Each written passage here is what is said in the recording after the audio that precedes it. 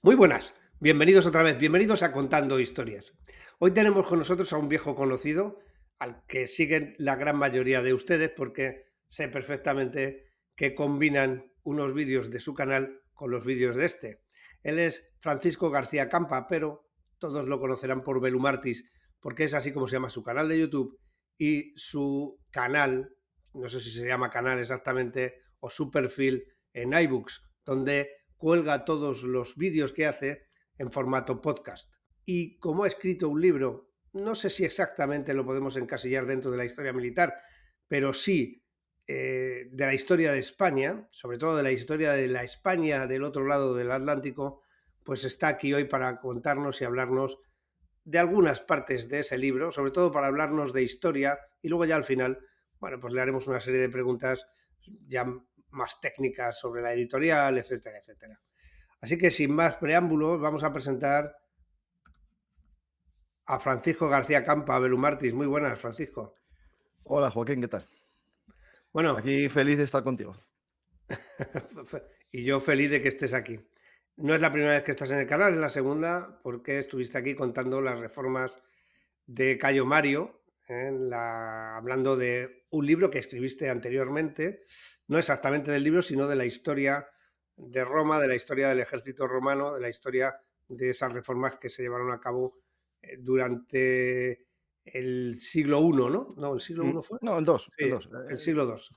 El siglo II, Es efectivamente, verdad que que es. las del siglo II, que después van al siglo I, ya en la guerra civil con Siria, sí.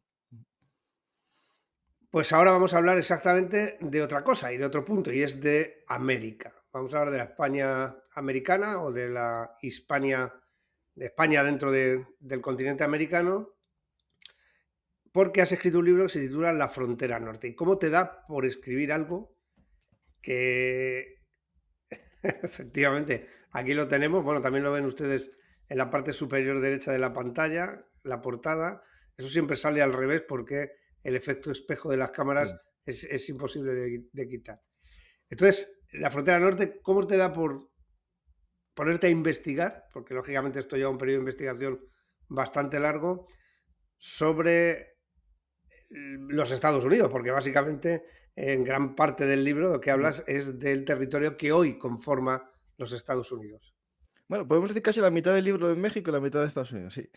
A ver, pues en pleno confinamiento, ahí cuando estábamos muchos encerrados en nuestras casas en el 2020, me apetecía viajar, ¿no? Yo tenía que hacer trabajo, pero bueno, entre una cosa y otra me quedaba tiempo libre, ¿no? Y no sé por qué, me apeteció viajar mucho y salir mucho de mi casa, ¿no? Y me iba a poner a escribir un libro, eh, tenía empezado uno sobre órdenes medievales y lo tengo ahí en mi cajón ya empezado, pero hablando con Ignacio, el de la editorial HRM, le dije yo: "¿No tenéis nada sobre los dragones de cuera, no?". Y que son los famosos, ¿no?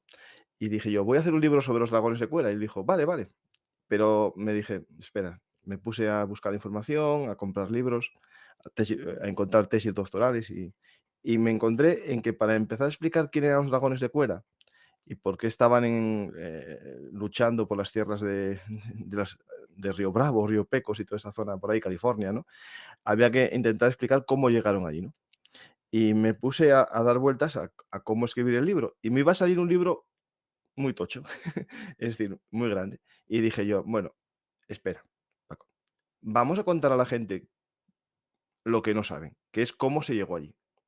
Y empecé a investigar de cómo se sale de México, de Ciudad de México, y se llega a, por ejemplo, a Nuevo México, ¿no? Puse como meta de este libro, la monarquía de los Austria. Dije: "Voy a ver cómo era la España, de la Nueva España, ¿no?, del norte de México y el sur de Estados Unidos en la época de los Austrias". Y es lo que yo, trato. Los famosos dragones de cuera ya surgen en época borbónica con las, nuevas ordenanzas militares, la uniformidad y eso que nosotros ahora vemos como un dragón de cuera, es el fruto de una evolución, ¿no? Y ese es mi objetivo. Mi objetivo es contar cómo surge el Far West español, dando por supuesto que el Far West español es los dragones de cuerda. Eso me daría para más adelante, seguir contando esa historia, ¿no? Y al final me quedó un libro, creo que cuenta el origen del Far West. Y creo que cuento cosas que no muchos libros en español cuentan, y hay muchos libros en inglés de autores, sobre todo de los años 30, 40, 50, que trataron esos temas, y me parece que puede ser un referente para entender un poco el tema y que la gente profundice. Es mi idea, ¿no? Como divulgador. No soy un académico, yo no descubrí la penicilina. Lo que hago es contar a la gente lo que otros académicos, que cito en el libro, van descubriendo a lo largo de los tiempos, ¿no? Sí, porque bueno, en el libro efectivamente tú vas describiendo desde la época de Cortés.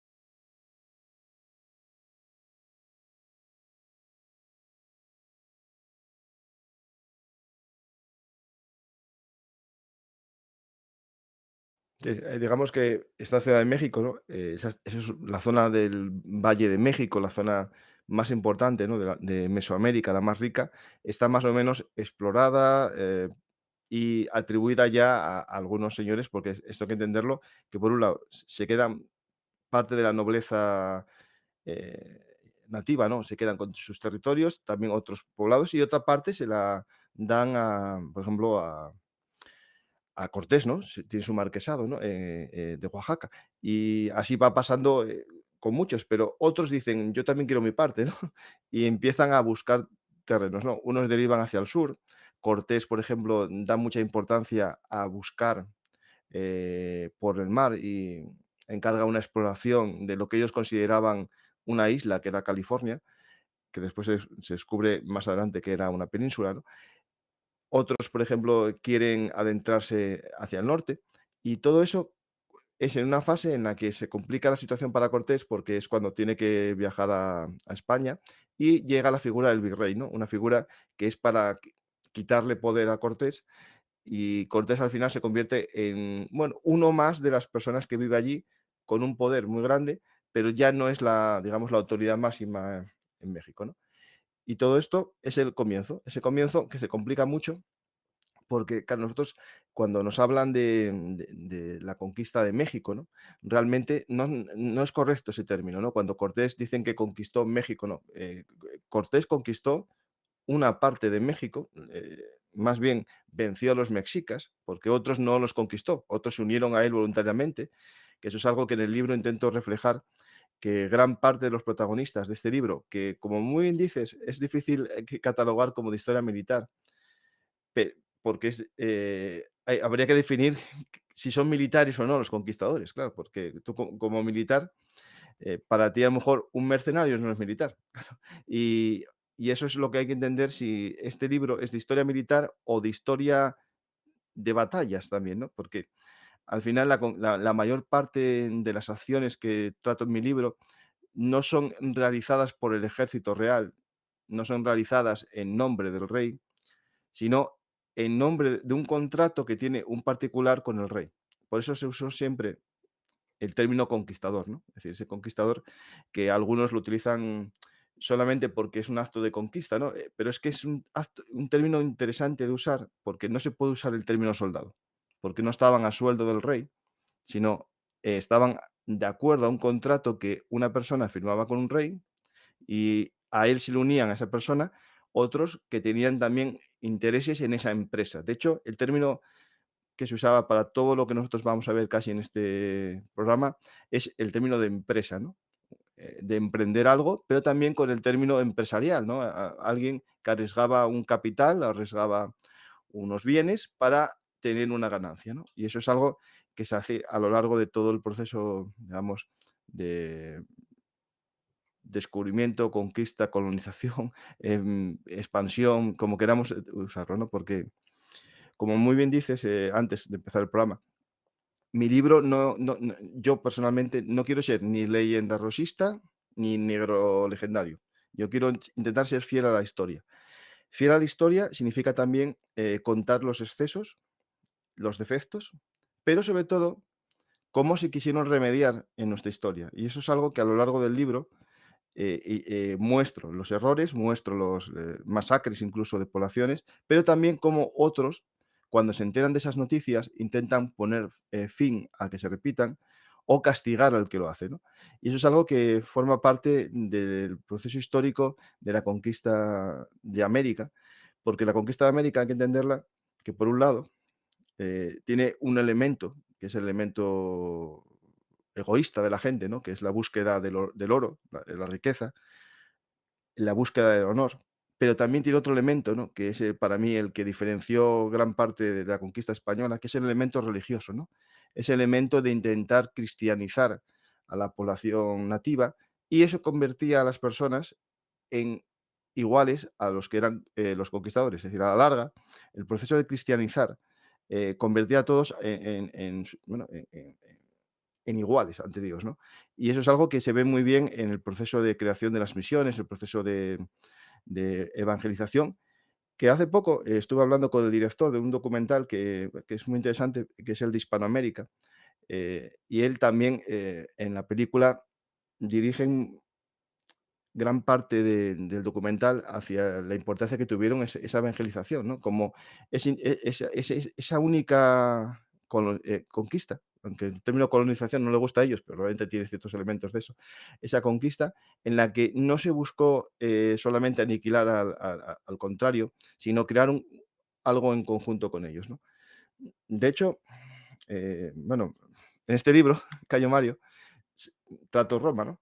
Y al final, para mí Roma y España tienen algo en común, ¿no? Que es que se construyen con la espada, se construyen con las armas, pero construyen un imperio en el que se intenta meter a todos dentro. Es decir, Roma es verdad que al principio crea colonias, crea elementos en los que se diferencia la población nativa de la población conquistadora, pero con el paso del tiempo, Roma da ciudadanía a todo el mundo, unifica a todo el mundo, da cierto respeto a las religiones previas, eso sí, siempre que tú respetases la religión del imperio, ¿no? Es decir, alguien dirá: "No, pero los cristianos no", es que es verdad que los cristianos, eh, no hacíamos respeto a la tirada capitolina, ¿no? Y eso llevó al enfrentamiento. Pero Roma inteligentemente se adaptó a la nueva religión y la convirtió en la unificadora, ¿no? Lo que quiero explicar con esto es que no todos los imperios a lo largo de la historia se comportan igual. Y el Imperio Romano, pese a nacer, en un baño de sangre, pese a ser un parto, al igual que el parto de la Nueva España, un parto sangriento, dio lugar a algo que sí que fue bastante, bello y hermoso, ¿no? Que es algo que creó mestizaje, algo que creó, un patrimonio cultural que dejó huellas, ¿no? Es decir, hay imperios que, si te fijas, sacas el zoom de la historia y no dejaron casi huellas en el lugar que estuvieron, ¿no? Y otros dejaron huellas, ¿no? Yo creo que España en América dejó muchas huellas, huellas como el propio mestizaje, ¿no? La mayor parte de la población en México es mestiza, salvo en el sur, que hay mayor porcentaje de población indígena, el resto es población mestiza. Dejó patrimonio cultural, patrimonio histórico, dejó un legado como la religión, un legado como la lengua, ¿no? Que otros momentos imperialistas no lo hicieron. Tú te vas ahora mismo, no sé, a Argelia y no dejó mucho legado Francia allí. O en Marruecos tampoco dejó mucho legado Francia, o Bélgica en el Congo, ¿no? Es decir, no todos los imperios fueron iguales. Y el Imperio español, al ser un imperio que según Isabel la Católica, su único mandato era bueno, evangelizar, y eso implica igualdad entre los que son creyentes de la misma religión, con el paso de los años llevaría a esa igualdad. Pero no se puede negar y no se puede olvidar, como quieren hacer muchos, que eso fue fruto de un parto sangriento. Que eso yo creo que es lo que cuento en mi libro y cuento también lo bueno que tuvo ese parto, ¿no? Es decir, eso es importante. Claro, bueno, has mencionado el Imperio Romano, yo creo que es la comparación perfecta. Nadie se cuestiona la importancia del imperio, nadie se cuestiona que somos hijos de Roma y que somos hijos de Grecia y que precisamente los españoles llevaron Grecia y Roma a un continente que llevaba 15 o 20 mil años, desde el que los primeros pobladores de América cruzaron el estrecho de Bering, separados del resto, ¿no? Y habían evolucionado de forma completamente diferente. Y la tolerancia, por ejemplo, con otras religiones totalmente distintas, la tolerancia a la masacre o la tolerancia a la crueldad tampoco es que fuera muy baja, por ejemplo, en el caso de los mexicas, ¿no? Con con lo que cuentan los españoles cuando llegaron allí aterrorizados con pues todos los sacrificios humanos, etcétera, etcétera. Es cierto que se abre, sobre todo en la parte de, yo creo que de Mesoamérica y la parte de los mexicas, ¿no? El imperio mexica, con Cortés y toda esta historia que es quizá la que más se ha manipulado, porque México tiene ahora un componente nacionalista muy importante que tratan de, como todos los nacionalismos, tratan de buscar en la historia pues motivos o razones para crear un sentimiento de pertenencia al mismo tiempo que buscas a un enemigo común. Esa es la base de cualquier nacionalismo. Los nacionalismos vienen todos del siglo XIX y todas las naciones en España, perdón, todas las naciones del mundo han tenido una fase nacionalista. También lo tuvo España, lógicamente. La exaltación del Cid, de De Numancia, Numancia. Sí. Cartago, etcétera, Cartago Nova, etcétera, etcétera. Todo eso que está muy bien, en México aún se está desarrollando y aún sigue muy latente, ¿no? Y es curioso cómo descendientes de europeos pues están constantemente defendiendo la cultura azteca, la cultura mexica y todas estas cosas. Que, lógicamente es un enriquecimiento porque forma parte de la historia de México, pero todo lo demás también forma parte de la historia de México. Y tú has dado en el clavo cuando dices que la mayoría de la nobleza mexica conservó sus territorios. Parte de la nobleza mexica llegó incluso a ser nobles en España, y como los hijos de Moctezuma, ¿no? De Donde, los creadores de la Guardia Civil, que es un efectivamente, es descendiente que, de Montezuma, sí. efectivamente. Creador. Ujú. Escribí un artículo hace poco sobre eso, sobre cómo el duque de Ahumada era el décimo en la línea generacional de Moctezuma II, que era el emperador mexica, el último emperador mexica. Y eso cuando él está a punto de morir le pide a Cortés, cuida de mis hijos, ¿no? Luego, la interpretación de esa España sangrienta, aniquiladora, que no se relaciona con los pueblos, se desmonta ya a partir de ahí. Cuando se respeta a la nobleza del imperio conquistado, ¿no? Imperio conquistado, por otra parte, con otro montón de pueblos mesoamericanos que participaron con Cortés en, vamos a decir, la conquista del Imperio Mexica. Bien, para no seguir hablando yo, porque no soy el protagonista hoy, ni mucho menos, No, sino no, que pero lo por eso eres hablar. tú. Así descanso. Hemos hablado ya de Cortés, hemos dicho que Mm, Cortés regresa a España. Cuando digo España me estoy refiriendo a la península, lógicamente ya todos estos territorios eran España, ¿no?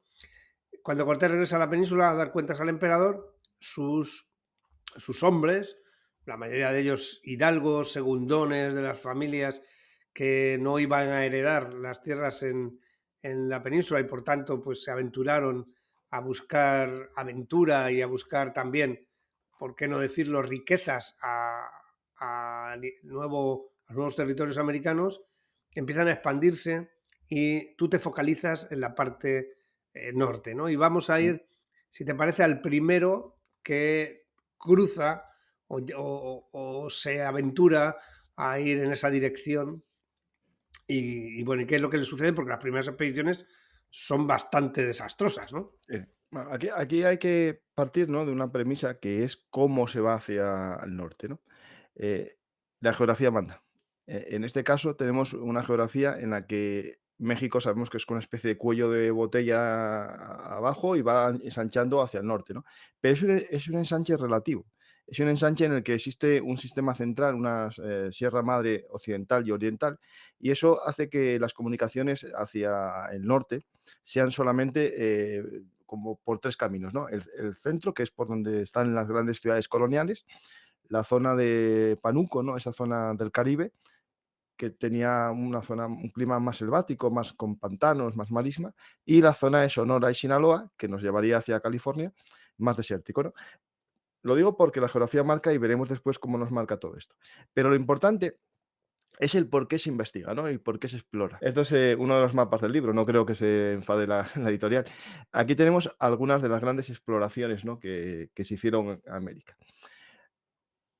Si os fijáis, nosotros venimos de la gente más o menos, las víctimas de la de la LOCSE puede que no, pero bueno, España, navega desde el oriente, llega al Caribe y el camino más habitual en esta época, igual que siempre, fue a través de Cuba, ¿no? Y a través de Cuba, si os fijáis, las flechas vienen por el sur de Cuba, ¿no? Porque hay un tema de las corrientes marinas, y entonces tú llegas a Cuba y derivas al Golfo de México y ahí te encuentras un gran muro, ¿no? Un gran muro. Y el objetivo que tenían los navegantes en este momento, y sabemos todos que a Colón le financiaron para llegar a Zipango, ¿no? Para llegar a China también, era intentar buscar la salida hacia lo que llamaban en aquel momento el Océano Pacífico, el océano, más adelante se llamó el Mar Español, ¿no? Porque era todo costas, más o menos controladas por España. Era buscar el famoso cruce, ¿no? Hacia el Pacífico.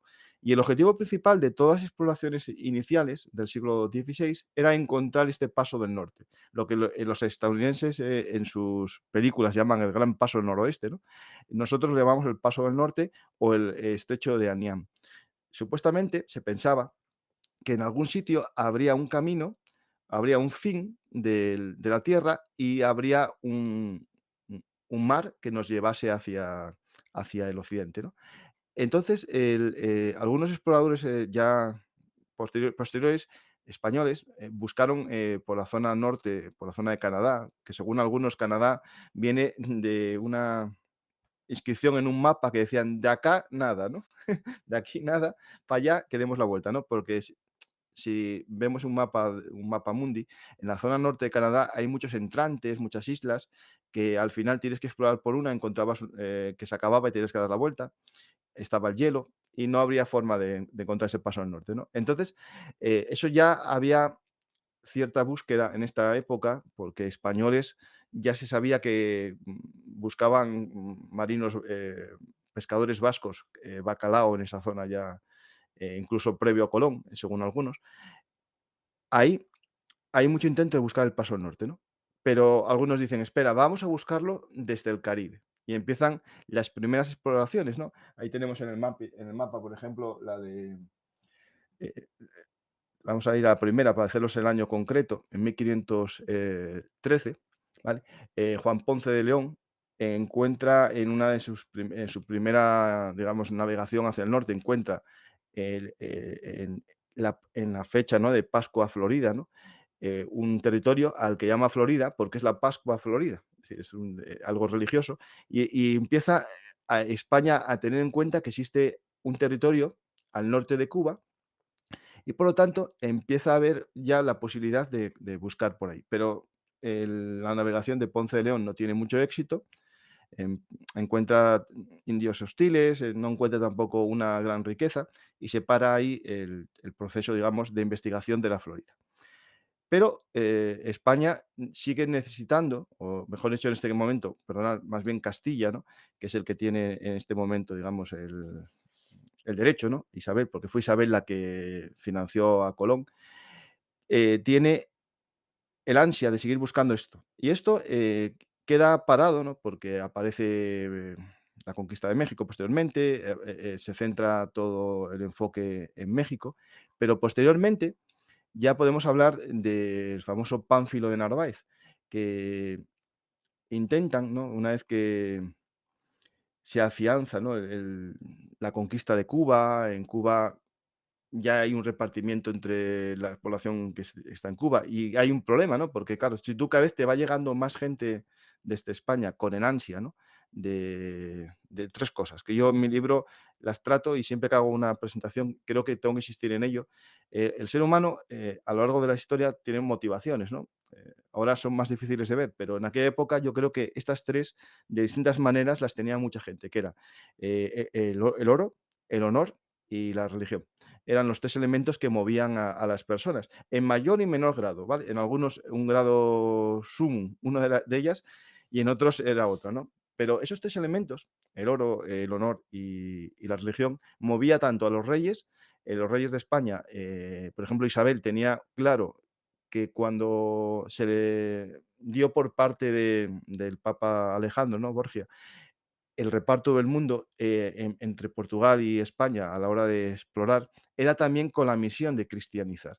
Y la misión que tenía Isabel y futuramente sus, sucesores lo tenían bien claro. Su misión era evangelizar esas tierras y darles la oportunidad a los que vivían allí de conocer la verdadera religión. Esto a alguien del siglo XXI le puede chocar haciendo presentismo, pero es que la historia no se puede hacer presentismo, hay que hacer lo que vivía la gente, ¿no?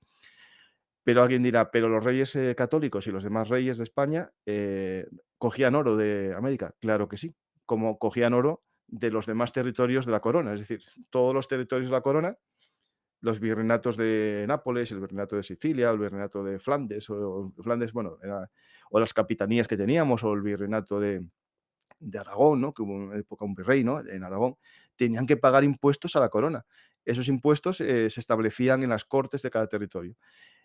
En el caso de México, bueno, se llevó el sistema impositivo de la Reconquista, ¿no? Y entre los sistemas impositivos está el famoso quinto real. El quinto real era el 20% de los ingresos de un territorio se pagaban a la corona, pero era lo mismo en otros territorios. Era lógico, y si nos ponemos a pensar, a día de hoy nosotros pagamos meramente, solamente en un impuesto, el 21% de lo que compramos, ¿no? Es decir, el IVA es el 21% de los productos, al igual que en aquel momento era el 20% de lo que se sacaba de un territorio. Es decir, la plata que sacaba de un territorio, el oro que se sacaba de un territorio, tenía que tributar. Y ahora, a día de hoy, tenemos más impuestos, tenemos la renta, el patrimonio, hay muchas más, ¿no? Por lo tanto, el oro era parte también del deseo de cualquier territorio, de cualquier reino al conquistar, es decir, tenía que sufragar gastos. Y después estaba el honor, ¿no? El honor que también tenían los reinos, es decir, para España convertirse en el descubridor de un territorio, en el colonizador, era honor, se convertía en un imperio más allá de lo que se había, digamos, heredado Isabel, ¿no? Isabel cuando y Fernando cuando heredan sus territorios, como cualquier rey tiene la obligación de ampliarlos y hacerlos más grandes, como era lo normal en aquel momento. Y por tanto, esos 3 elementos son los que justifican un poco, digamos, la expansión española hacia América, ¿no? Pero también de las personas que montan en un barco. Hay que entender que una persona, un segundón, un tercerón, un cuartón de una familia que coge un barco y se va a lo desconocido, que puede morir en la travesía. Y si llega allí, no se va a contentar con quedarse a ser un agricultor, como era en España. Va a querer tener sus propias tierras y ser dueño de unas tierras, ¿no? Y eso es lo que mueve a la gente a expandirse hacia territorios no poblados o que puedan todavía ellos tener una parte, ¿no? Y ahí entonces empieza, a ampliarse el abanico, ¿no? Cuando en México ya está más o menos conquistado México y repartido entre la nobleza que queda en México, los territorios que todavía se respetan a las colectividades y lo que se da a los reyes, ahí entra, los que van llegando a Cuba, se va haciendo una masa crítica de personas que necesitan, una oportunidad. Y aquí viene, por ejemplo, la expedición de Pánfilo de Narváez, que es una, expedición ya a gran escala, si no recuerdo mal, aquí espera, salieron desde España unos 1000, si no recuerdo mal, a ver si encuentro el número exacto, sí, por ahí más o menos. Y al llegar a Cuba, para que veamos que no todo el mundo sintió, el deseo de pasar a la historia, 140 desertan al llegar a Cuba, porque su único deseo para montar en ese barco de una expedición era llegar a América, porque sabían que llegar a América era, una fuente de oportunidades. Ellos se apuntaron a una expedición militar de exploración, pero más llegar a Cuba se escondieron y vivirían como fuese, hasta que pasó el tiempo de búsqueda y captura por la deserción del contrato este, y después vivieron allí, crearon su familia seguro en Cuba o en México, pero la expedición de Pánfilo está en Cuba, se hace la aguada, ¿no?, como se llama a esos momentos de descanso, y de Cuba va hacia el norte, hacia lo que había descubierto ya hace un tiempo, Ponce de León. Y, lo que hace es buscar siempre un paso hacia el norte. En vez de navegar por la costa atlántica, lo que hace, este hombre es navegar por la costa caribeña. Ahí se adentran en tierra y empiezan a explorar. Pero claro, el paisaje de Florida es un paisaje que ya sabemos que es bastante selvático, tiene manglares, tiene pantanos. Los indios eran indios bastante bien estructurados, tenían sus poblados fortificados con maderas, eh, sufren bastantes derrotas y poco a poco van adentrándose por todo Florida y van, digamos, perdiendo gran parte de sus hombres. Al final de los miles van quedando decenas y uno de ellos es un personaje que yo creo que sí que todos le ponemos nombre, que es el gran famoso Cabeza de Vaca, ¿no? Este Cabeza de Vaca es uno de los supervivientes de la expedición de Pánfilo de Narváez, que al final es capturado por unos indios que lo esclavizan. Es decir, esto es importante, la esclavitud no es solo cosa de los españoles, sino que los propios nativos, ¿no? O los pueblos originarios también hacían, tenían sus esclavos. Y era habitual, incluso entre los comanches, esclavizar gente y tenerla en una posición de servidumbre, ¿no? A Cabeza de Vaca y a otros supervivientes españoles les cogen como esclavos en la zona esa actual de Luisiana, desembocadura del Mississippi, y están allí un tiempo, unos años, y se organiza una escapada, una huida, una fuga entre Cabeza de Vaca, un de Oviedo, no me acuerdo el nombre, pero sí el apellido, que es de Oviedo, y otro grupo de españoles que logran escapar y adentrarse tierra adentro. Allí se unen a otros españoles que estaban capturados poco a poco, y uno de ellos es un personaje que es muy interesante, ¿no? Que es Estebanico el Negro. Estebanico el Negro, como indica el nombre, es que era negro. No se sabe muy bien si era subsahariano de Mauritania o lo llamaban negro, pero era marroquí. Pero sí que está claro que no era español y que era de África. Y llegó allí como siervo o esclavo de algún miembro de la exploración de Pánfilo de Narváez. Yo digo estos 2 personajes porque los demás van desapareciendo, los demás españoles que escapan de las tribus, y se van adentrando cada vez más hacia tierra adentro, con el objetivo de llegar a Occidente, porque ellos saben, a ver, estos saben, no como nosotros que tenemos un mapa, ¿no? Sino que saben que al occidente de Cuba está México, y ahí hay españoles. Y saben que si van hacia occidente y se cumple lo que más o menos se cree que no hay, mar, pueden llegar andando.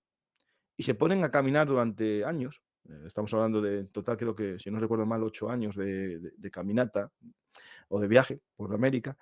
Caminan, y van sobreviviendo como pueden, ¿no? Es decir, este Cabeza de Vaca se sabe que tenía ciertos conocimientos de medicina y según algunos hizo hasta una operación de cerebro con una ante a un indio que estaba de un golpe, le quita un cacho de hueso para que no muera, y dicen que es la primera operación así, hecha con técnicas occidentales. Bueno, van, caminando, van haciendo lo que yo llamaba, o pienso que es el show de Cabeza de Vaca, que es convertirse en una especie de chamán, y van yendo de tribu en tribu, viviendo un tiempo con ellos, ofreciendo sus servicios de brujería, chamanes, adivinación, y van, consiguiendo que se les una más gente, porque, bueno, hay relatos, ¿no?, de que Estebanico el Negro tenía un harén de mujeres, hay que entender, ¿no?, un un subsahariano en América, las dotes que puede tener, ¿no?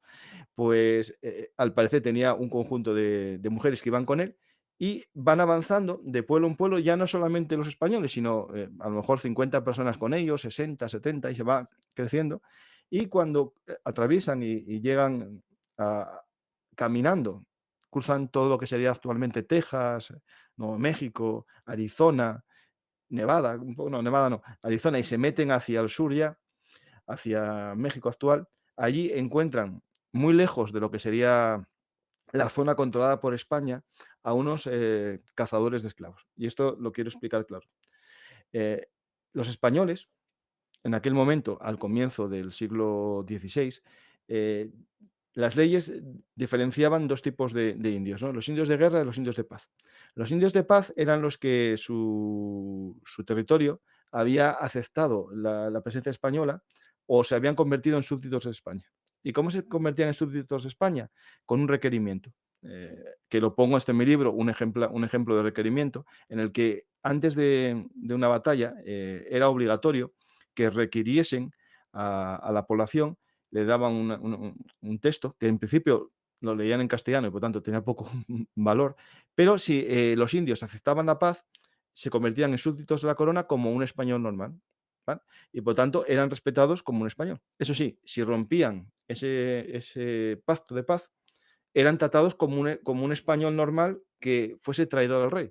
Y esto es muy importante para entender lo que la leyenda negra convierte a veces en torturas y en salvajadas. Es decir, si en Asturias alguien se levantaba contra el rey, el castigo que tenía esa persona y sus súbditos, es decir, un noble que se levantaba contra el rey, toda su población podía ser castigada por traición, al igual que era castigada en América, ¿no? Lo digo porque es muy importante entender que lo que hizo España en América fue llevar las instituciones legales que tenían en España.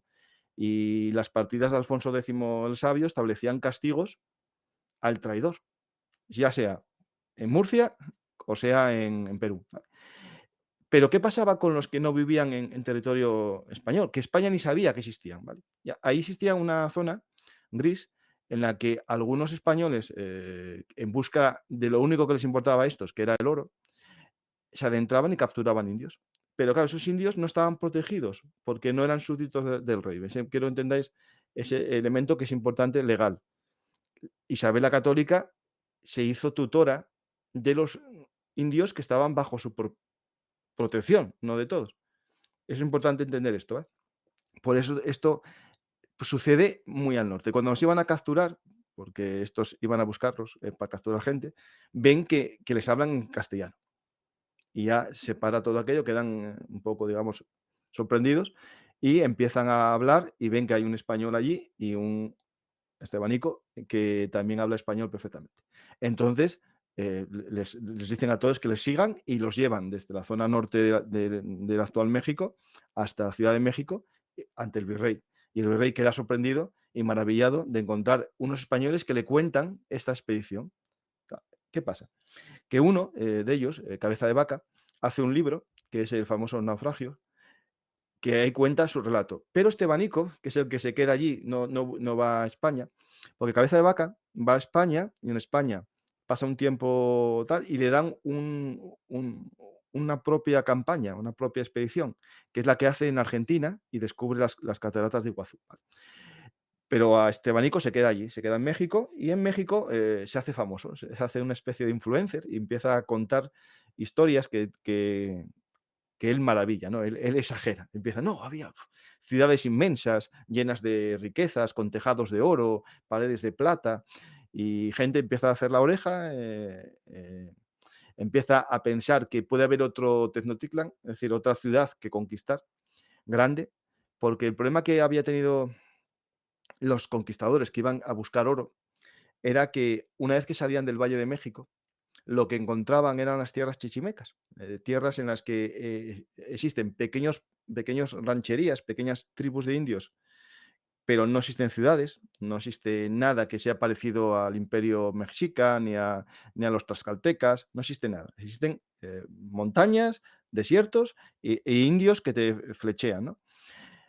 El único que había intentado una exploración es en la Nueva Vizcaya, Nuño de Beltrán, que conquista ese territorio, pero lo hace con violencia e incluso es condenado por el propio gobierno, por la propia corona, lo condenan a prisión y pasa el resto de su vida en un torreón castigado por los excesos que hizo en la conquista de Nueva Vizcaya. Lo pongo como ejemplo de que la corona no quería que se hiciesen excesos. Otra cosa es que a miles de kilómetros sin poder, era imposible que lo permitiesen. Pero España, desde el comienzo, ya lo contaste con Cortés, comienza a hacer una figura jurídica que es esencial, que es el juicio de residencia.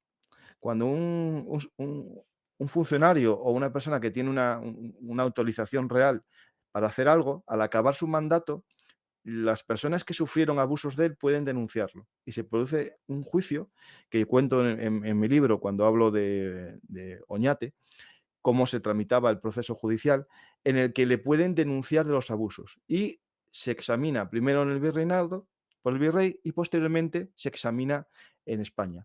Y muchos de los que cometieron abusos fueron castigados, ¿vale? Uno de estos es el Nuño de Beltrán. Entonces, queda muy paralizada la conquista hasta los 1530, más o menos, que llega este hombre, llegan estos aquí y cuentan fantasías. Entonces, uno de los que escucha no lo escucha por afán de oro, ¿vale? Esto es muy importante. Lo escucha por afán de religión, es decir, para propagar la religión. Y este es Fray Marcos de Niza, uno de los más o menos responsables de los. Este era franciscano, no, no, este era dominico, era dominico, creo. Sí. Es que ahora, perdonad que no me acuerdo. ¿Vale? Lo escucha y hace una proposición al virrey y le dice: Virrey, organizamos una expedición que la dirija, que la guíe este hombre, Estebanico el Negro, voy yo con ellos y vemos lo que hay allí en aquellas tierras. Entonces se adentran tierra adentro, caminando por las, no exactamente el camino que siguió Estebanico de vuelta, sino que se adentran más bien un poco por el centro de México, llegan a territorios al otro lado del río Bravo, ya en territorio que sería ahora Estados Unidos, y intentan buscar esas ciudades que decían que eran de oro y plata, ¿no? Ahí se creó algo que para mí es un hilo también conductor de toda la conquista inicial de Norteamérica, ¿no? Digo, del norte de América, ¿vale? No de Norteamérica, Estados Unidos, sino del norte de América, que es la búsqueda de ciudades míticas. Es decir, todos conocemos, por ejemplo, Hernando de Soto y la Fuente de la Juventud, conocemos en el sur la búsqueda ¿cómo se llama aquella? De El Dorado. En el norte hubo también la búsqueda de las ciudades de Quivira y de Cíbola, ¿no? Es decir, unas ciudades fantásticas que se basan en un relato ya del siglo octavo o siglo, sí, del octavo, que con la llegada de los musulmanes a Hispania, eh, 7 obispos escaparon con joyas y con elementos religiosos muy importantes, reliquias esenciales hacia América, hacia, no América, perdón, hacia el occidente, siguiendo al sol, con parte de población también española. Y eso supuestamente, según la mitología, según varios libros de caballería que se estaban escribiendo en el siglo XV finales y XVI, que habían creado unas ciudades en unas islas. Entonces, muchos españoles que habían leído esos libros, porque hay que entender que estamos en época de los libros de caballería, en los libros incluso en el renacimiento de los libros romanos, ¿no? Es decir, muchos de los que aquí hablamos leyeron a los clásicos, habían leído las guerras de las Galias de Julio César antes de ir a conquistar un territorio, o habían leído las vidas paralelas de Plutarco, y yo cuando en mi libro relato la ciudad de Acoma, me acuerdo de Cayo Mario tomando la fortaleza de Mutul, esta que tengo yo en la portada de mi libro. Estos hombres que escalan hacen lo mismo que hacen los hombres de Oñate al conquistar Acoma. Y por eso yo ato cabos. Sé que esta gente no eran los ignorantes que nos quieren contar algunos, sino que eran gente que leía, y el que no leía porque no sabía, escuchaban. Esto hay que entender que los libros de caballería a veces se leían en los campamentos militares. Al acabar la noche se sentaban y uno, el que leía, se lo contaba a los demás. Y eso generaba una leyenda. Y esa leyenda animaba a la gente a buscar esas ciudades más allá del desierto, ¿no?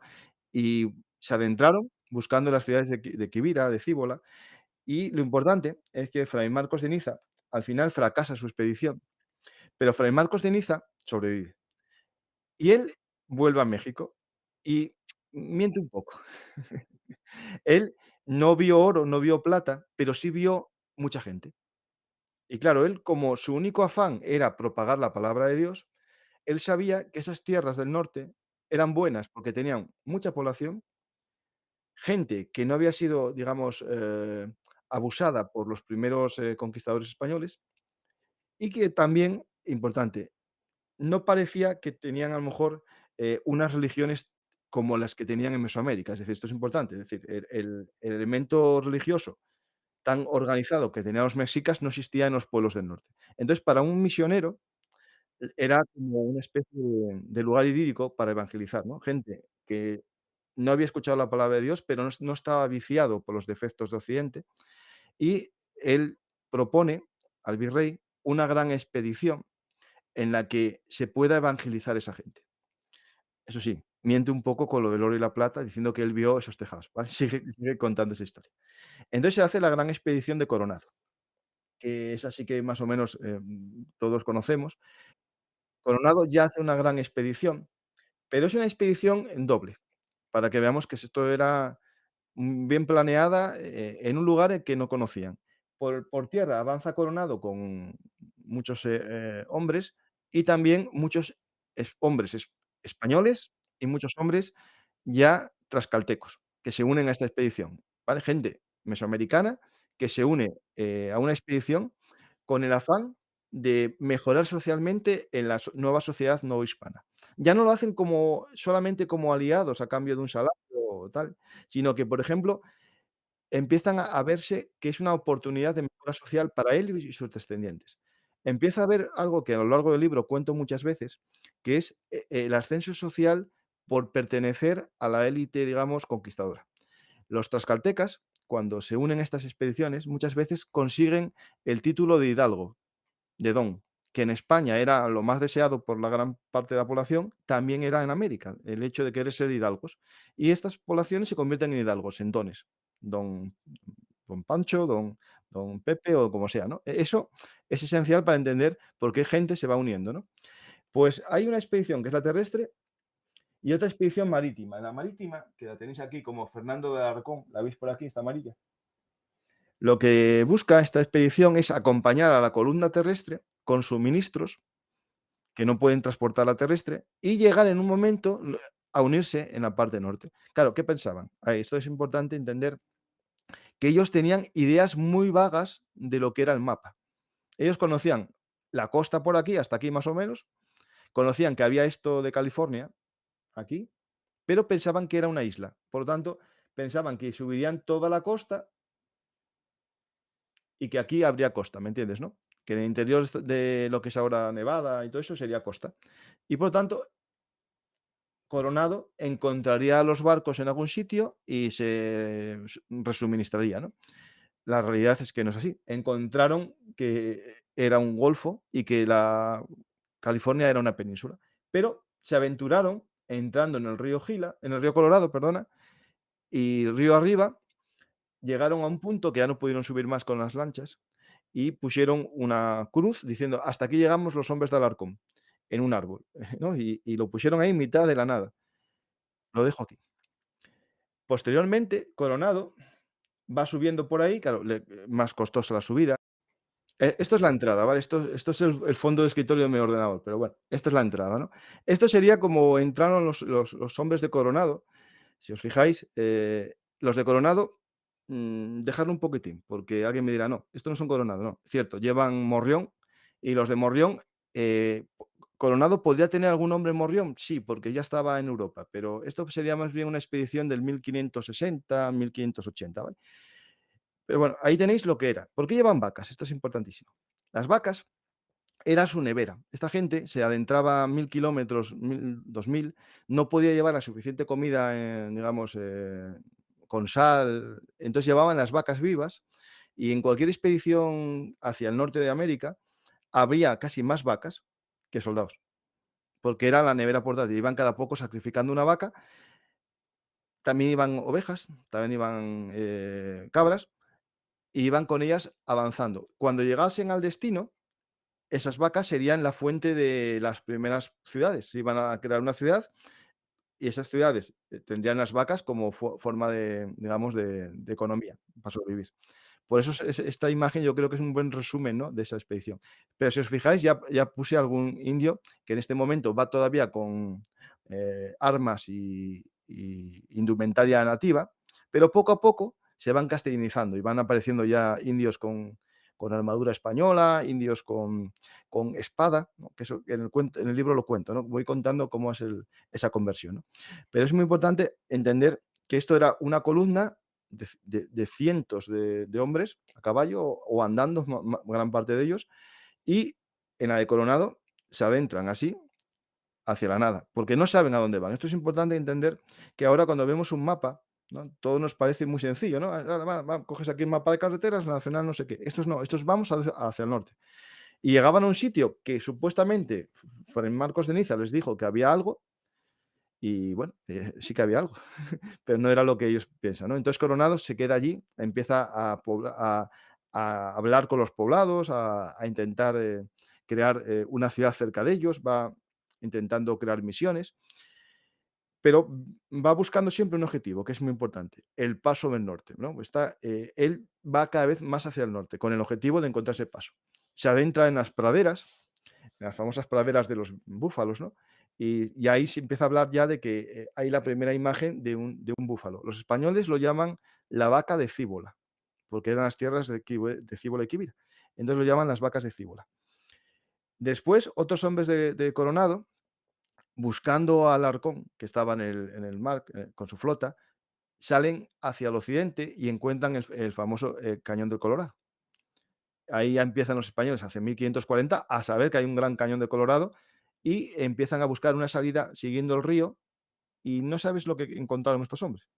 Siguiendo las salidas, porque la geografía manda, encontraron el árbol y el mensaje de Alarcón. Es decir, en la inmensidad de Estados Unidos actuales, en la inmensidad de la nada, sin carreteras, sin nada, les llevaron los destinos no a verse, porque no se vieron, pero sí a coincidir en el mismo punto, ¿no? Esto lo digo porque al final no es que sea magia esto, es que es la geografía te manda, la geografía te lleva, ¿no?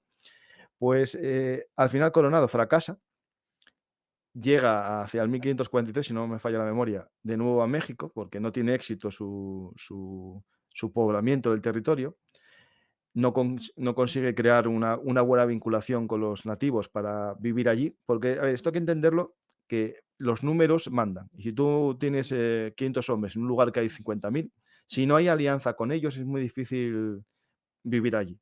Es decir, no eran superhombres los españoles. Estos que piensan que los españoles eran superhombres, que acabaron con el imperio mexica, no. Todos sabemos a día de hoy que necesitaron de la población de allí para vencer a los mexicas, ¿no? Pues lo mismo en Nuevo México. Necesitaban que parte de la población se uniese a ellos porque Claro, sabían. pero Sí, que no, por hacerte una pregunta o por contextualizar, ¿no?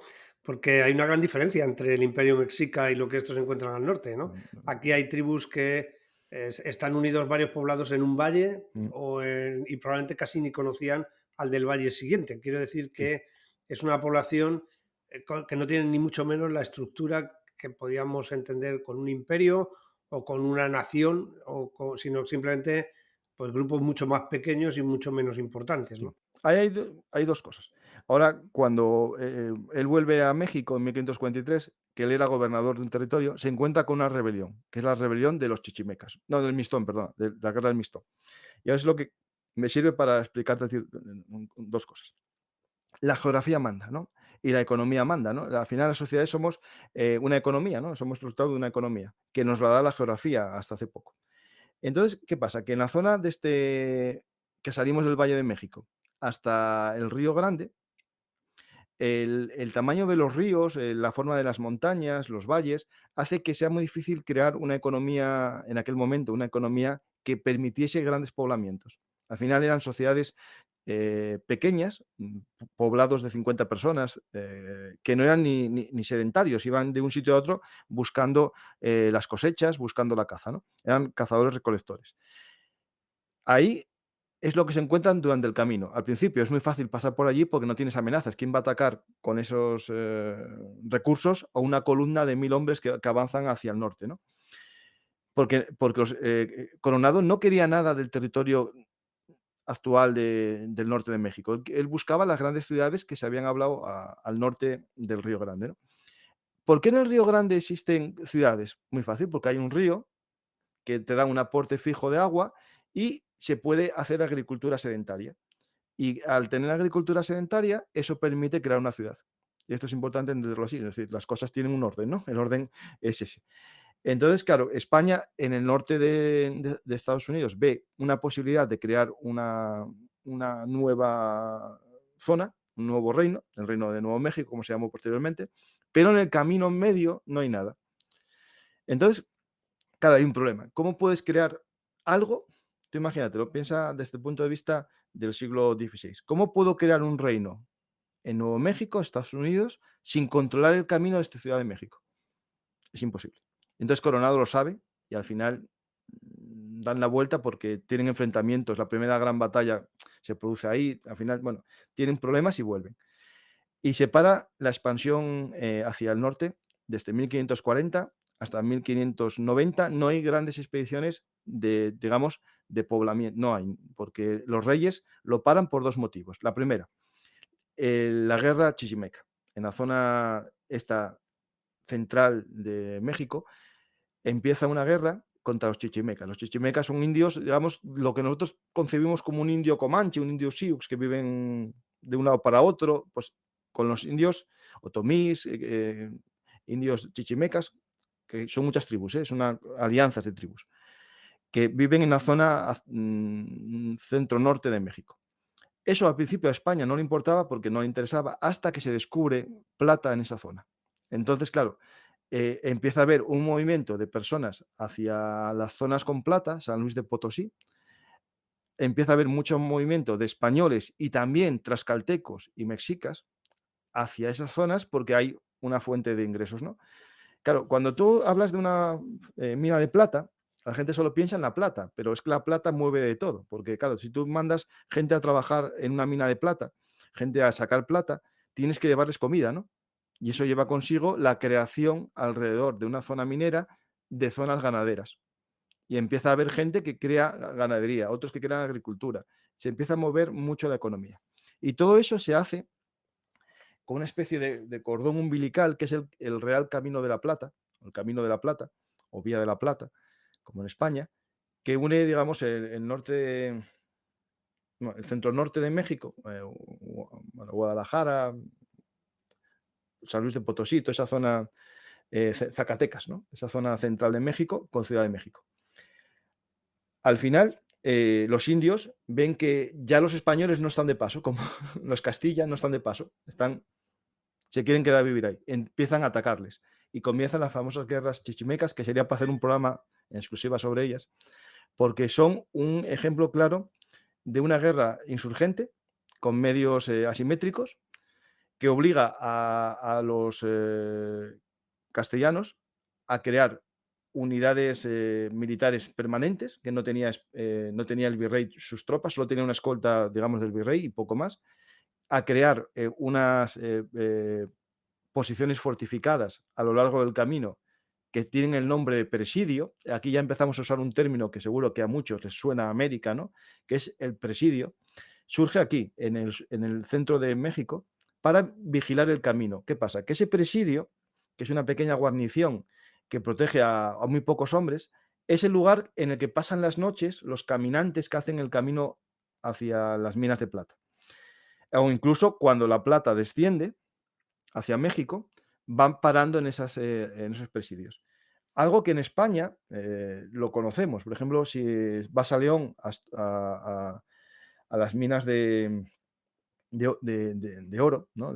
Ahí como se me acaba bien el nombre, a las médulas, de las médulas a León ciudad, que es la antigua Legio, existe cada X kilómetros, se están encontrando unos cuarteles que servían para guardar el oro en cada jornada de viaje.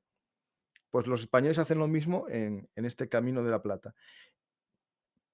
Estos presidios tienen un efecto secundario, que es que sirven para crear ciudades. Alrededor de esos presidios donde hay soldados del rey, estos sí son soldados del rey, comienza a vivir gente, los indígenas que quieren vivir en paz, van a vivir allí. Los emigrantes, tanto de Europa como de otras zonas de México, van a vivir cerca de esos presidios. Después también en esta zona, cuando ven que la guerra asimétrica no es un éxito, comienza a verse otras medidas. Es decir, yo, claro, avanzo con una columna militar para atacar a unos indios que son 20 que atacan y se ocultan. O como muchos agrupan 10 poblados, nos atacan y se dispersan. Es imposible, como tú conoces esto, atacar con miles de hombres este tipo de guerra, ¿no? Entonces España comienza a hacer partidas también asimétricas con mestizos, algunos de ellos muy famosos, que cuento en el libro, crean unidades antiinsurgentes. Cogen soldados españoles con soldados tlaxcaltecas o otomís o mexicas, es decir, gente del país, crean unidades contrainsurgentes. Lo que hacen al principio es las mismas tácticas que hacen los indios. Claro, ¿qué pasa? Que los propios capitanes saben que esto no tiene futuro porque hay que ganarse las mentes y los corazones de la población. Entonces comienza una nueva táctica en la que tienen un papel esencial los indios y los misioneros. A ver, los misioneros se dan cuenta que la causa de la revuelta es a veces los abusos de los españoles. Es decir, ¿cómo explicarlo de una manera políticamente correcta? ¿No? Si tú eres un minero de aquella zona y tienes dinero, tienes gente armada para vigilar tu negocio, ¿no? Esos hacían abusos. Y además la ley permitía algo que en España se permitía, que era a los traidores, al rey, se les podía someter a servidumbre. Entonces ellos, como consideraban que los indios eran traidores, los esclavizaban. Entonces los religiosos, dominicos y franciscanos en este momento, no estaban todavía los jesuitas, empiezan a plantearse que esto es un abuso. ¿Por qué? Porque los chichimecas no eran parte de la corona, no habían hecho el requerimiento y no habían sido súbditos del rey. Y por lo tanto no se les podía juzgar de traidores porque ellos lo único que hacían era defender su casa. Se hizo varias reuniones en México con funcionarios del virrey, con religiosos seculares y regulares, y gente que vino desde España para ver si era una guerra justa la que se estaba haciendo contra los indios. Y al final de muchas deliberaciones, reuniones y tal, se llegó a la conclusión de que no era conforme a ley. Y se prohíbe esclavizar a los indios que no fuesen siervos, ¿me entiendes? ¿No? Que no fuesen súbditos del rey Sí, porque no había habido una porque no había traición. habido una traición. Pero Claro. esto además, que en el libro lo cuentas muy bien, es una forma de entender perfectamente cómo se llevó a cabo la esclavitud en América, esta que, bueno, porque, claro, los negros legendarios, sin haber profundizado un ápice en esto, lo que cuentan siempre es que como que la corona fue esclavizando a todo el mundo a diestro y siniestro, como habían hecho los romanos, por otra parte, contra los pueblos derrotados, ¿no? No, Contra los los que no Gal, sí, sí, los que no admitían ser derrotados, pues, sí, sí. efectivamente, los que no admitían la derrota y eran esclavizados, ¿no? Además, Roma se basaba en la esclavitud en gran parte de su economía, ¿no? Bueno, y como digo, este punto que creo que es fundamental de entender, desde Isabel ya se considera a los indios como súbditos si aceptan estar dentro de la corona, y cómo se plantea cada vez que hay un conflicto son los propios sistemas de la administración española, incluido por supuesto la eclesiástica, los que plantean el tema de la guerra justa. O sea, estamos hablando de prácticamente lo que hoy sería el derecho de los conflictos armados, ¿no? Esto es justo y esto no es justo, y que esto viene de la escuela de Salamanca, y donde ya se plantean incluso el derecho de gentes, y es algo que es profundamente innovador en todo este proceso, posterior a la Edad Media, que no se había dado antes, el llegarse a plantear si es justo combatir, en este caso a las tribus, y el llegarse a plantear el que todo a través de la religión, porque aquí los tomistas, que son los que al final es la filosofía de esta época, porque no podemos olvidar la importancia que tiene la religión, y que yo creo que todo el mundo debería estudiar. Es increíble cómo en España la escuela de Salamanca apenas se estudia en los currículum más que de pasada, con la importancia que tienen Francisco de Vitoria, Francisco Suárez, luego unos años después, unas décadas después, y cómo ellos plantean incluso hasta la legitimidad del rey, como es en el caso de Francisco Suárez, y de la tiranía, Sí, sí, sí, y de el cómo derecho el el pueblo derecho al magnicidio, sí. Exacto. Cómo el pueblo tiene derecho, en el caso de que el rey sea un tirano, a eliminarlo Ujú. directamente. Y Francisco Suárez habla incluso de democracia. O sea, que utiliza la palabra democracia. Vuelven a los clásicos.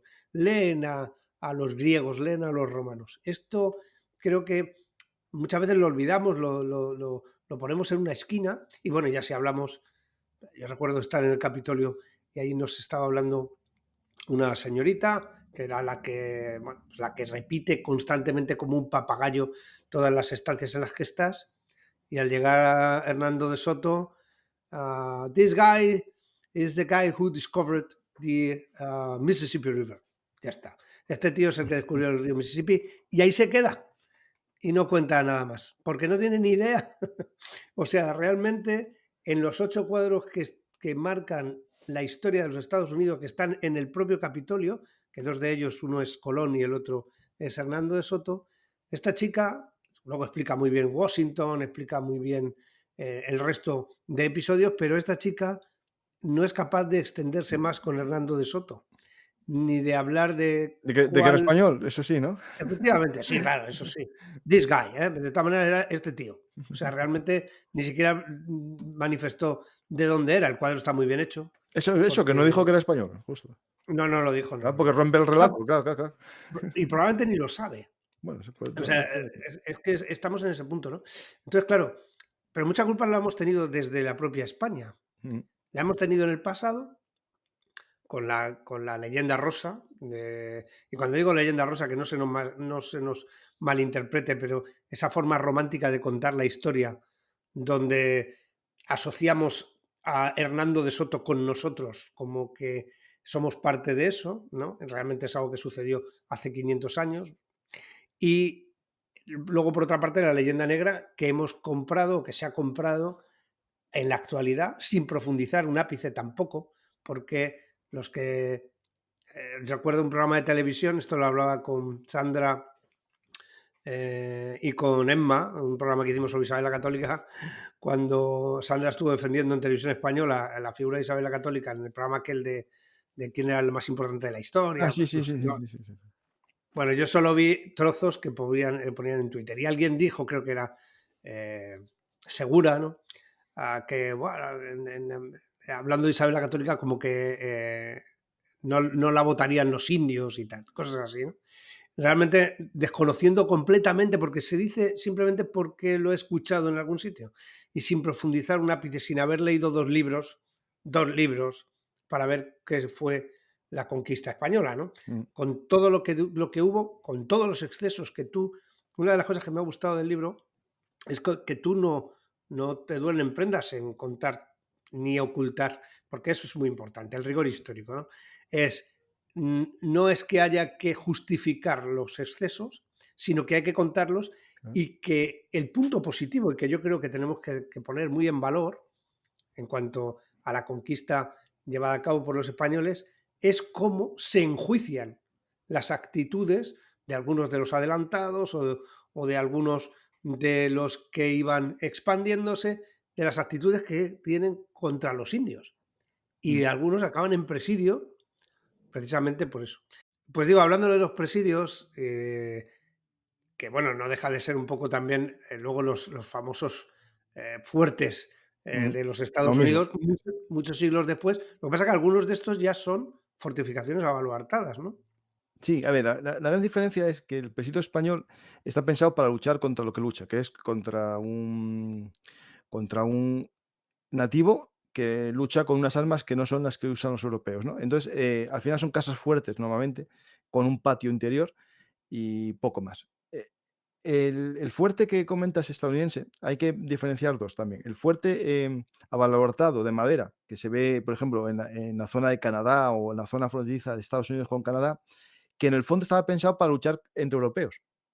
Es decir, en las guerras estas de la guerra de los 7 años o las guerras franco-indias, al final había técnicas militares europeas y por eso en el último mohicano se ve algo abaluartado, que era de madera, porque era lo que había, no se construía con piedra porque iba a durar poco. Pero cuando ya te ves los fuertes del séptimo caballería, que son de madera, ya no son abaluartados. ¿Por qué? Porque luchan contra gente que no tiene cañones, ¿no? A Claro. España lo vio así y nunca usó el abaluartado en interior, en las costas sí. En las Sí, costas la estancia fuertes, italiana claro, ahí está en está. las costas, Sí, claro, sí. para defenderse de Artieda. Claro, lo que sí que cuento en el libro, porque en el libro, claro, profundizo en temas, por ejemplo, sobre las ciudades, cómo eran las ciudades, cómo se usó las ciudades de ejemplo, ¿no? Esas ciudades hechas por indios, que es una herramienta esencial para todo la creación de, digamos, de la Nueva España. Es decir, coger indios que ya vivían a la forma española, eran cristianos, vivían ya con ropa, iban a vivir entre los desnudos, en sus ciudades, los que estaban en las montañas decían: "Ah, pues mira, esta gente que es como nosotros, que bien vive allí comiendo, viven felices, bajamos a vivir con ellos". Los misioneros, que tenían otro elemento esencial, los misioneros sabían que para predicar la palabra tenían que vivir la gente con ellos, no podían vivir dispersos, ¿no? Entonces crean concentraciones, ¿no? Esas concentraciones al principio se intentaron obligatorias y se fracasó. Y entonces dijeron lo mismo: vamos nosotros, les damos algo que no tengan, por ejemplo, agricultura moderna, ganadería moderna, comida, es decir, asegurar a la gente que vive de lo que encuentra a tener su comida, enseñarles, porque las misiones tienen un papel también de escuela de formación profesional. Les enseñaban a ser agricultores, ganaderos, a ser alfareros, a tener textiles, ¿no? Era parte del trabajo de las misiones. Y después venía la evangelización. El orden era ese: ganarse las mentes y después los corazones, o los corazones y las mentes, ¿no? Y después había otro elemento que eran los presidios. Yo, claro, como un libro que me gusta la historia militar, me centré mucho en los presidios, ¿no? Y los presidios evolucionan como evoluciona la conquista. Cuando era un camino, los presidios eran como paradas en el camino, como perlas o cuentas de un collar de perlas, ¿no? Como dice uno de los textos que pongo. Posteriormente pasa a ser una línea fronteriza, es decir, cogen una frontera, cuando va avanzando hacia el norte la conquista, hacen una línea y vigilan los pasos más importantes. Y cuando la conquista ya es en lugares muy anchos, ¿no? Es ya Nuevo México, toda esa zona que te pueden pasar por cualquier lado, lo que se hacen son grandes presidios con capacidad para meter a 100 soldados a caballo, para que ese sea el centro de exploraciones. Cada X tiempo salen cabalgadas a mirar cómo es el territorio. Eso se parece más al fuerte de Estados Unidos. Al final, lo que hace el presidio es evolucionar en razón al proceso de expansión geográfica, pero sirve una vez que se abandona como una ciudad. Es decir, muchas ciudades del norte de México y de Estados Unidos son antiguos presidios que, al ser deshabitados, la población nativa se queda allí. Y eso crea una red de ciudades. O, por ejemplo, también cuento en el libro cómo se paraliza la conquista hasta las leyes de Felipe IV, en las que se establece cómo se va a hacer una expansión, cómo se crean las ciudades, cómo tienen que ser las ciudades, cuántos metros cuadrados le corresponde a cada colono. Es decir, colono no como colono, así quiero el término, como colonizador, sino como persona que hace una colonia, que va a vivir, ¿no? A un sitio, ¿no? Y incluso en esa ley de Felipe IV se prohíbe una palabra que es la palabra conquista. Los españoles no pueden conquistar territorio, no pueden atacar a los nativos sin causa. Y cuando Oñate hace la exploración o conquista, de comillas, de Nuevo México, no puede atacar a los indios. De hecho, cuando los ataca en Acoma, creyendo que tiene causa justa, porque les habían atacado a ellos, cuando se acaba su mandato, le juzgan por esos excesos, por haber hecho un ataque sin causa. Claro, yo también entiendo, y en el libro explico lo que pensaba Oñate. Oñate hay que ponerse en sus pantalones, ¿no? En sus zapatos. Hay que pensar, está él solo, con un puñado de hombres, a 2000 kilómetros del lugar más cercano con soldados españoles, en la inmensidad de la nada, rodeado de enemigos. Cualquier símbolo de debilidad es una causa para que te ataquen, ¿no? Él hizo un exceso, que fue cortar manos y pies, basándose en una ley que es verdad que existía, pero cuando le hacen el juicio de residencia, le condenan porque consideran que fue un acto en contra de las leyes del rey, que era no atacar a los indios sin causa. Lo quiero explicar porque fue un exceso en un lugar en el que no hay ley, hecho por personas que son como nosotros, que tienen miedos también, no porque son gente mala, sino porque tienen miedo, pero que, como era en contra de una ley, fue condenado. Creo que esto es importante, porque el mismo acto, depende cómo lo interpretemos, podemos dar mil cosas, ¿no? Leyenda negra, genocidio, limpieza étnica, o algo tan sencillo como miedo, o algo tan sencillo como la guerra de toda la vida, o algo tan sencillo como el incumplimiento de una ley, ¿no? Es decir, el mismo acto, depende cómo quiera enfocarlo el lector.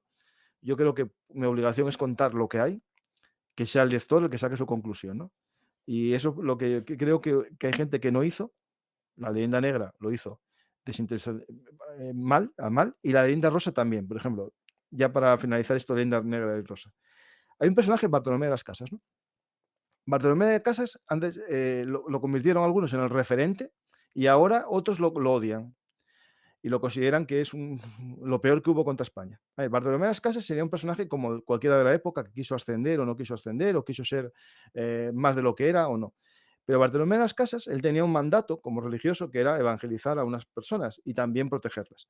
Y él vio que había excesos y los contó y los exageró, porque sabemos todos en esta vida que la verdad no vende, lo que vende es Sí, ¿cómo se dice? además, él El habla, por salseo, ¿no? ejemplo, él habla de Cortés y ni siquiera llegó a salir de, o sea, Bartolomé de las Casas no estuvo allí, ni Sí, sí. todo lo que cuenta es por oídas. Claro, Pero pero dice, pero dice muchas cosas importantes. Y además yo utilizo a veces, porque además es publicación muy densa, la historia de Bartolomé de las Casas, bueno, que habla de la historia de España y además, porque él habla de la historia de España y se remonta a los griegos, ¿no? Pero cuando lees a Bartolomé de las Casas te das cuenta de cómo en el siglo XVI, que tú lo acabas de decir hace un momento, se vive una especie de romanticismo parecido al que se vivió en el siglo XIX, donde se recuenta otra vez la Edad Media y se recuentan a los clásicos y se recuenta el pasado.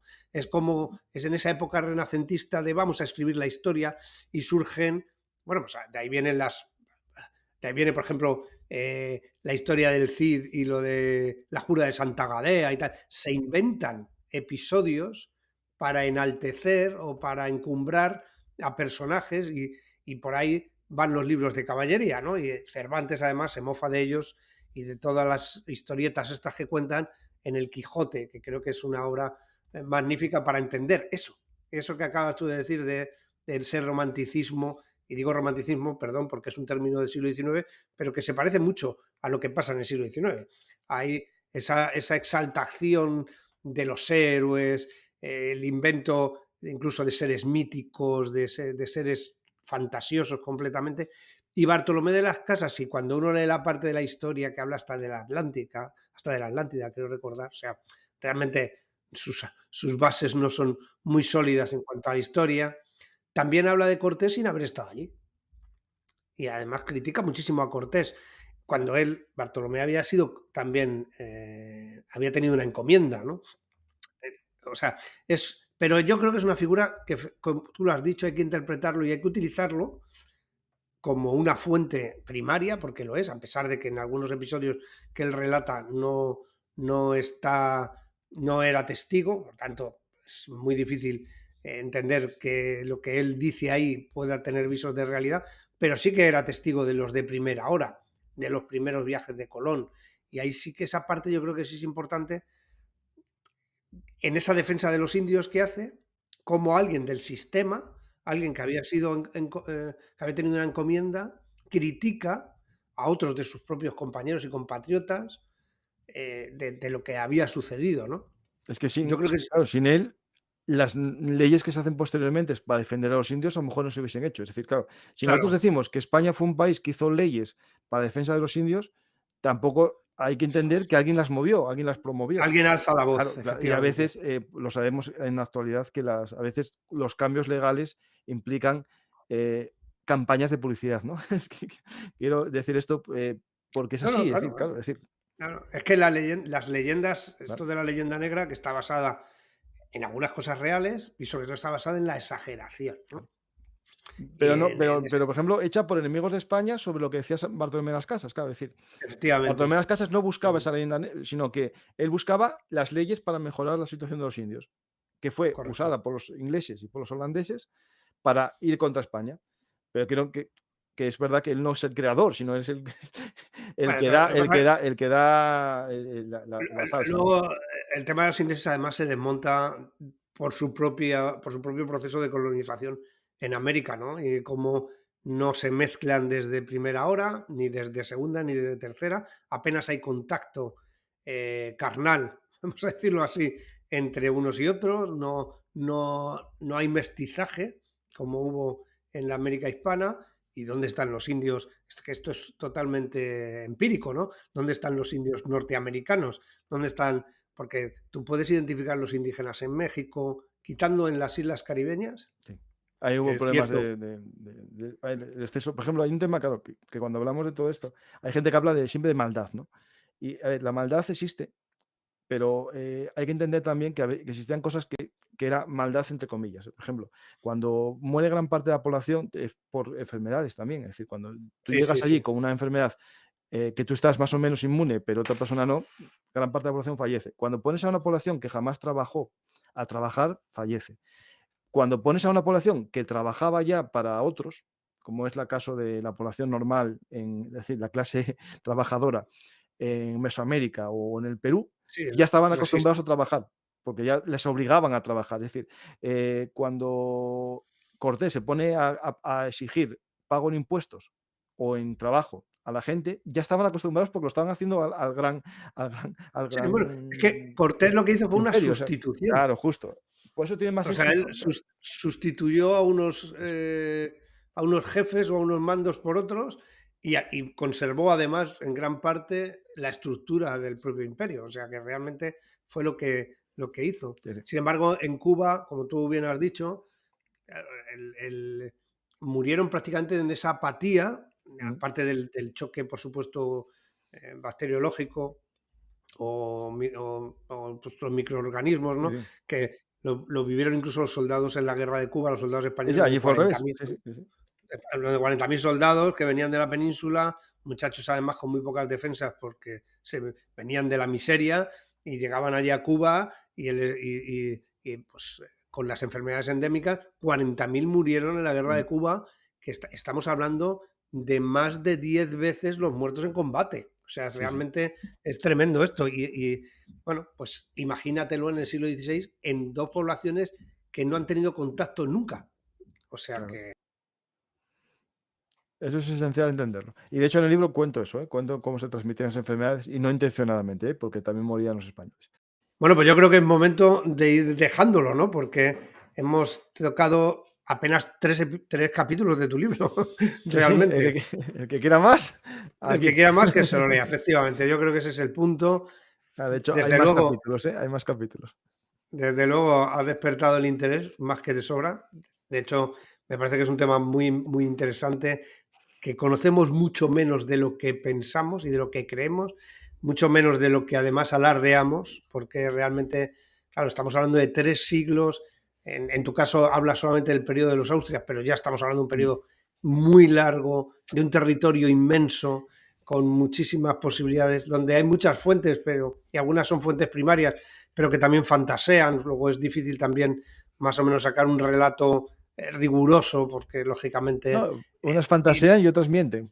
y otras mienten directamente, efectivamente. Luego ese es un punto, bueno, como todo el ser humano, ¿no? A ver si en otra ocasión tenemos la oportunidad y ocasión de poder continuar un poco el relato, porque como digo, es muy interesante. No hemos hablado prácticamente de Hernando de Soto y no hemos hablado de todo lo demás, que es mucho. El libro, como ven, pues cuenta una parte de la historia apasionante. El título es Frontera Norte, pero en realidad es un libro sobre la historia de la conquista española en América y sobre todo la zona de Mesoamérica, la zona del antiguo imperio mexica y la expansión hacia el norte. Mm. Creo que esa es la idea, no llega, como ha dicho él, a ¿cómo era el nombre del fray Junípero Serra, ¿no? Fue Julio, pero Que me queda no, ahí fue el causante, fue el causante. De hecho, cuando le quisieron tirar la estatua ahí en la Universidad de California, me puse mi mala leche y fue el causante de empezar a escribir el libro, y no llegó a él, llegó fray Junípero Serra, a otros misioneros. Aquí que sí que él sí que está sabes que en el Capitolio hay también una representación con 2 estatuas de cada estado y en el estado de California está él. Bueno, pues muchísimas gracias, Francisco. Yo sé que andas muy mal de tiempo. De hecho, esto lo hemos grabado a las 9 de la mañana de un sábado, que hay que tener mérito y ser masoquistas para estar aquí a estas horas hablando de historia, que estamos todavía con las legañas en proceso de ser eliminadas. Así que y por eso nos han visto, a mí por lo menos, echar un par de tragos de café, porque y a mí también, fíjate. como digo, hoy es sábado y es muy temprano. Así que muchísimas gracias, Francisco. Gracias primero por escribir el libro, porque todo lo que sea aportar, divulgar esa parte de la historia de España, porque aquello también era España, es muy importante. Y después por, bueno, pues tener la deferencia de venir aquí a contárnoslo gracias también por la ayuda cuando se secuestró el canal de YouTube. Hostia. Francisco fue el primero que contactó con YouTube para poder recuperar el canal y eso pues facilitó que se iniciara el proceso, además de los muchísimos mensajes que lanzó la gente desde Twitter, porque somos vulnerables a los ataques del ciberespacio, está claro y demostrado.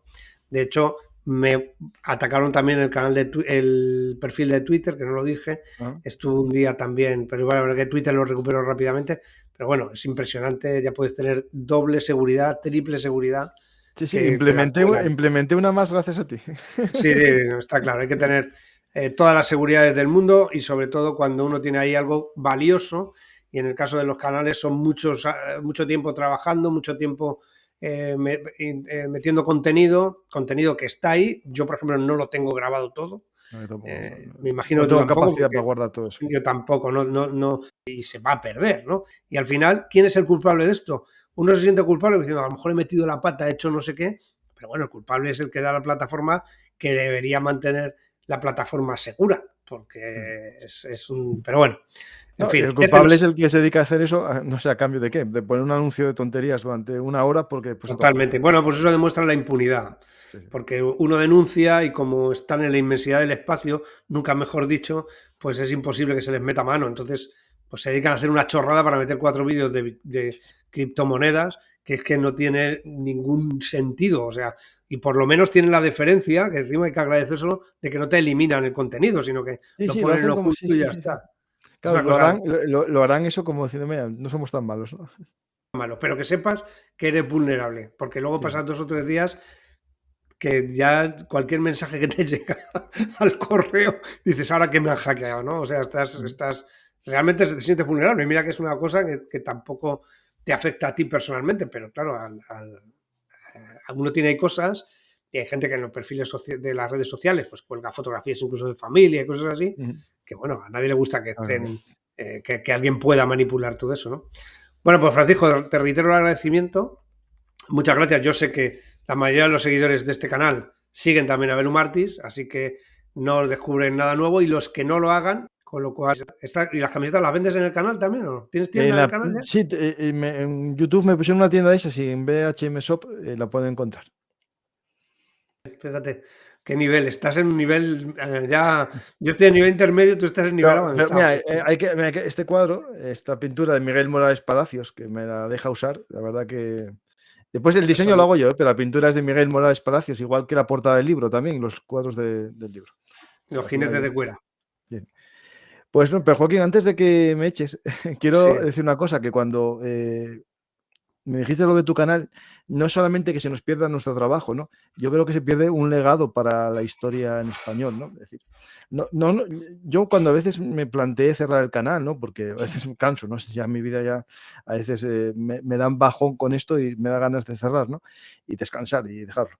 Pero me dice la gente, es que, claro, ¿y qué vas a hacer con el legado que tienes aquí de esa biblioteca que tienes en Internet? Claro, yo claro, no lo pienso, ¿no? Pero cuando te dejas un momento de decir, claro, si cierras esto o te lo cierran, no se pierde solamente un trabajo, sino un legado. Aquí tenemos una especie de biblioteca, pública de historia, ¿no? De historia de España, en tu caso magnífica de los años 20 y 30, que no hay otra, ni libros casi tienes lo que tú tienes ahí en tu canal. Y el problema es que si lo dejamos de hacer esto o dejamos de ser youtuber, ¿no? Porque ahora que nos dedicamos a esto ahora, es qué quedará de este legado, ¿no? Es decir, de nosotros. Es decir, tendríamos que.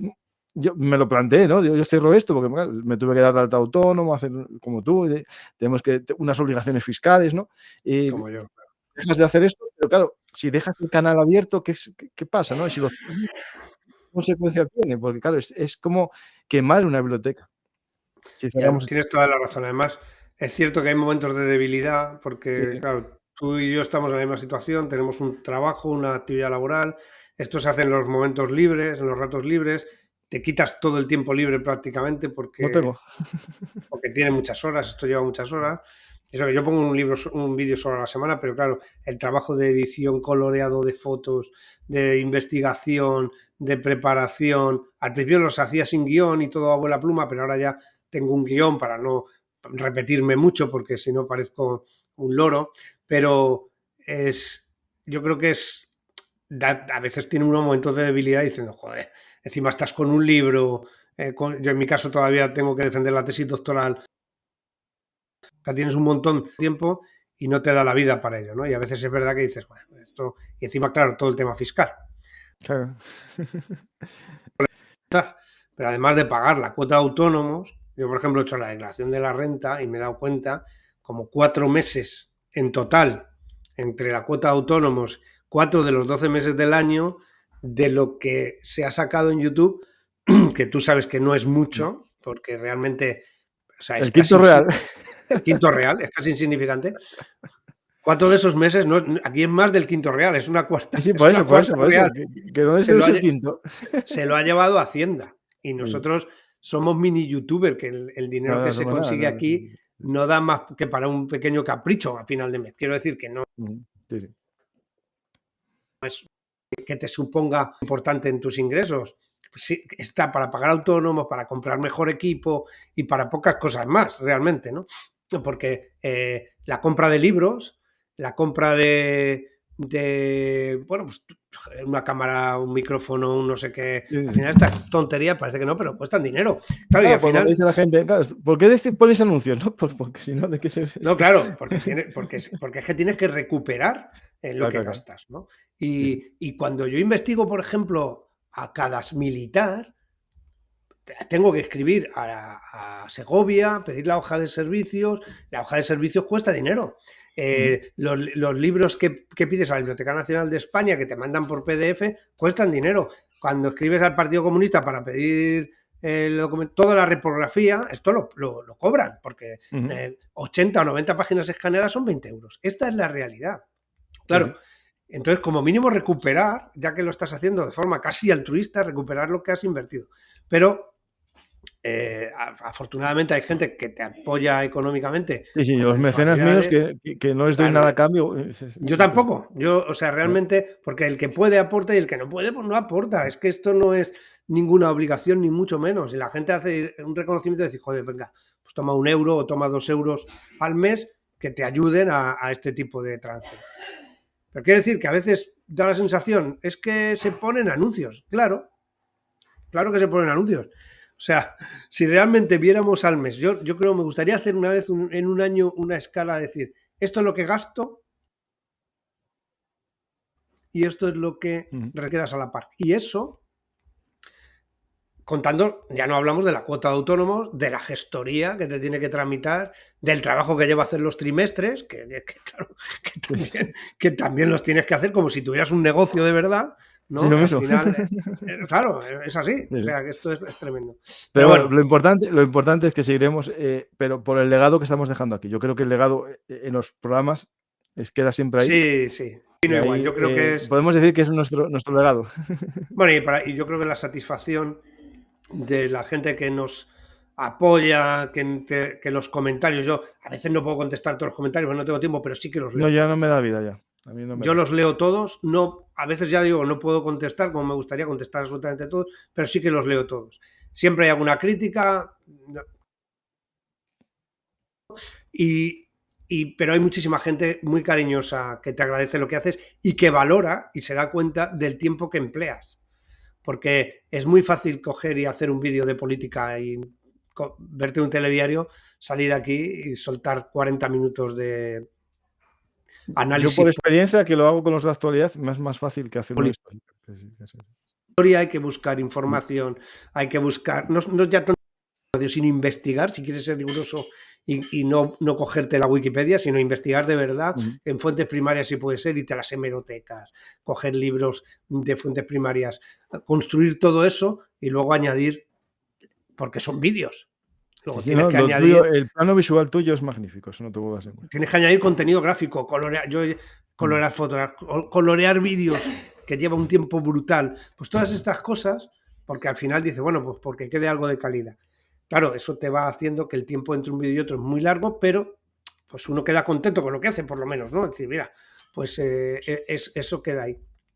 Pero sí, Yo es me metí en la cierto. vorágine de los directos, que es muy distinto, pero lo tuyo sí que es verdad por experiencia, ¿eh? Yo hacer un vídeo de 1 hora me lleva más que escribir, a lo mejor, que hacer 2 directos o 3, porque, No, la gente totalmente, no claro. valora el tiempo de producción, en tu caso, No, edición de imágenes, que es un extra, o sea, no es los ahí directos darle a son, los directos son más agradecidos por la interacción. sí, Lo sí, que pasa es que yo dejé de hacerlos porque primero tienes que hacer el directo, es complicado, y después muchas veces había problemas técnicos, sobre todo, claro, entre tú y yo es fácil, porque tenemos buena cámara, mm, tenemos buen sonido, pero tú sabes que a veces contactas con alguien que tiene una sí, historia que sí. contar maravillosa y portátil y la luz aquí detrás y dices, es que ni se te ve, macho. Y el sonido ya ni te cuento. Uno en Mi su día a casa, día. claro, claro, uno en su casa no tiene todo preparado para poder Sí, sí. hacer. Claro, cuando estamos entre, como tú y yo ahora mismo, que tiene más o menos todo preparado y todo listo, y aún así hemos tenido un problema técnico y se Mm. nos ha cortado. O sea, si esto pasa en directo, pues claro, dejas a la gente allí. En fin, no tenemos grandes estudios, ni mucho menos, ¿no? Bueno, pues nada, Francisco. Pues nada, a ver si vienes un día a vernos a hablar un poco del camino a la guerra civil, que yo creo que tenemos que hacerlo. Hicimos el de la Revolución Asturiana, que quedó muy bien, y tienes que venir Sí, un día a sí. mi canal. Pues ya cuando quieras. Perfecto. Ahí Vamos ya. vemos fechas. Claro, mándame una esta de fechas, que ya sabes que yo también ando Sí, sí. bastante liado, sobre todo por mi trabajo, más que por esto, de viajes y historias, pero mándame y vamos que sí. Todos estos Pues intercambios genial. siempre son. Pues muchas gracias, Aquí. Francisco. Gracias a ustedes. Gracias por ver los vídeos, gracias por estar ahí, gracias por darle al me gusta. Este además es una maravilla porque editar nada. Aquí está todo dicho, hasta él ha traído sus propias fotografías, o sea, una maravilla. Así que nos vemos en el siguiente. Gracias.